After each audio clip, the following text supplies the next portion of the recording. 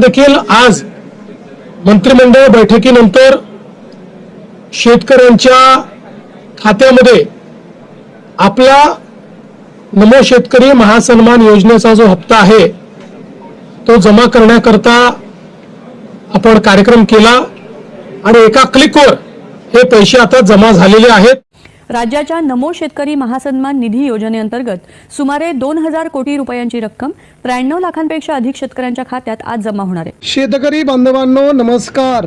शेतकऱ्यांसाठी आनंदाची बातमी। नमो शेतकरी योजनेचे थेट 4000 रुपये बँक खात्यात आज 29 जून 2026 नमो शेतकरी महासन्मान निधी। सगळ्यात मोठी अपडेट, कोणकोणत्या जिल्ह्यात आज सकाळी 10 वाजता होणार पैशांचं वितरण वाटप, सविस्तरपणे बातमी जाणून घेऊया। अजूनही 50,000 रुपये प्रोत्साहनपर शेतकऱ्यांना देण्याबाबत सरकारची आज विधिमंडळामध्ये घोषणा, तर कर्जमाफीबद्दलची सगळ्यात मोठी अपडेट ती देखील आपण जाणून घेऊया। तर आज 29 जून 2026 वार सोमवार, शेतकऱ्यांसंबंधीची आजची महत्त्वाची अपडेट। राज्यातील बळीराजासाठी आजचा दिवस अत्यंत महत्त्वाचा, उत्साहाचा आणि आनंदाचा आहे। गेल्या अनेक दिवसांपासून ज्या क्षणाची शेतकरी वाट पाहत होते तो क्षण अखेर आता येऊन ठेपला आहे। राज्य सरकारने राबवलेल्या महत्त्वाकांक्षी नमो शेतकरी महासन्मान निधी योजनेचा हप्ता आता थेट पात्र शेतकऱ्यांच्या बँक खात्यात जमा झाला आहे। या बातमीमुळे राज्यभरातील शेतकरी वर्गामध्ये आनंदाचे वातावरण पसरले आहे। नमो शेतकरी महासन्मान निधी योजना ही केंद्र सरकारच्या प्रधानमंत्री किसान सन्मान निधी योजनेच्या धर्तीवरती राज्य सरकारने सुरू केलेली आहे। या योजनेचा मुख्य उद्देश शेतकऱ्यांना आर्थिक पाठबळ देणे आणि त्यांना शेती कामासाठी वेळेवर मदत करणे हा आहे। 29 जून 2026 रोजी मिळालेल्या ताज्या अपडेटनुसार त्याचमुळे महाराष्ट्राच्या वेगवेगळ्या भागात शेतकऱ्यांना आता सरकारने मोठी आनंदाची बातमी दिली आहे। त्यांना शेती कामासाठी वेळोवेळी मदत करून शेतकऱ्यांच्या हितासाठी वेगवेगळे निर्णय घेणं हे सरकारचं काम आहे। 29 जून 2026 रोजी मिळालेल्या माहितीनुसार पात्र शेतकऱ्यांच्या खात्यात 4000 रुपयांचा हप्ता जमा झाल्याचे मेसेज येऊ लागले आहेत। ही रक्कम शेतकऱ्यांच्या मशागतीसाठी आणि खते बियाणे खरेदीसाठी मोठी मदत ठरणार आहे। नमो शेतकरी योजनेची ठळक वैशिष्ट्ये आणि कुणाकुणाला मिळणार पैसे, कोणकोणते आहेत जिल्हे ते देखील आपण आता पाहून घेऊया। शेतकऱ्यांच्या हितासाठी सरकारने उचललेले हे पाऊल अत्यंत महत्त्वाचे मानले जात आहे। यामध्ये सध्या आज सकाळी महाराष्ट्रातील मराठवाड्यातील धाराशिव, लातूर, बीड आणि संभाजीनगर या 4 जिल्ह्यामध्ये नमो शेतकरी सन्मान योजनेचे पैसे येण्यास सुरुवात झाली आहे।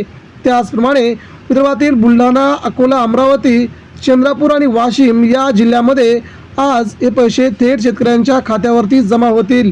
त्याचप्रकारे दुसरी आणि महत्त्वाची बाब म्हणजे पश्चिम महाराष्ट्रातील सोलापूर, कोल्हापूर आणि पुणे या जिल्ह्यात ही मदत वेळेवरती मिळणार आहे।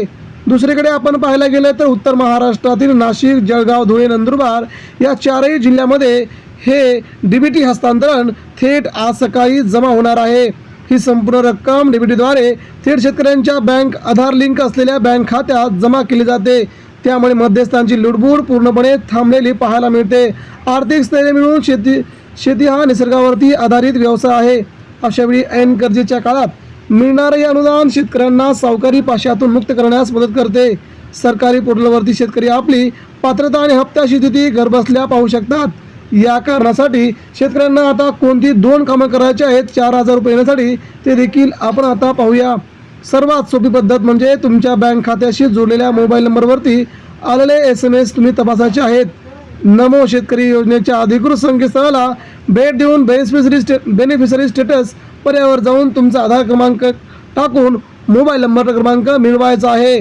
जर तुम्ही सरकारी ॲप वापरत असाल तर तिथे तुम्हाला ट्रान्झॅक्शनची माहिती उपलब्ध होईल आणि जर तुमच्या खात्यावरती पैसे आले नसतील तर तुम्ही आम्हाला नक्कीच कमेंट बॉक्समध्ये आपला मेसेज देऊ शकता। तुमचे आधार कार्ड बँकेशी आणि PM किसान नमो शेतकरी वोटरशी लिंक असणे अनिवार्य आहे। जर KYC बाकी असेल तर तातडीने पूर्ण करा। बँक खाते अपडेट करा। अनेकदा बँक खाते बंद असणे किंवा NPCI लिंक नसल्यामुळे पैसे अडकतात। तुमच्या बँकेत जाऊन डीबीटीसाठी खाते सक्रिय आहे का याची खात्री करा. या कारणास्तव तुमच्या बँक खात्यामध्ये अर्जात काही तांत्रिक त्रुटी असल्यास रक्कम येण्यास विलंब होऊ शकतो. अशा वेळी नजीकच्या कृषी केंद्रावर किंवा ग्रामपंचायतीमध्ये संपर्क साधावा. आज मिळालेली ही मदत केवळ आर्थिक मदत नाही तर सरकारच्या शेतकऱ्यांच्या कष्टाचा सन्मान आहे.